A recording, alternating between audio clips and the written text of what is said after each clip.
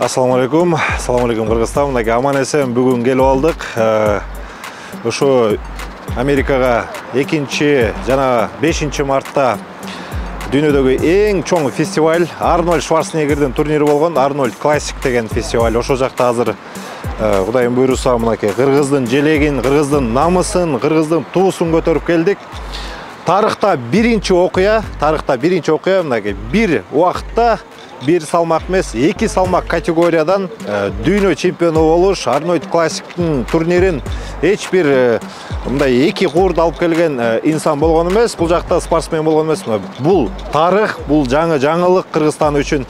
Өзүбүз 120 салмак категорияга чыктык эле. Ал салмак категориясында чемпион болуп, эртеси кайра абсолюттук салмак категорияга да чыгып, ал жактан дагы мынакей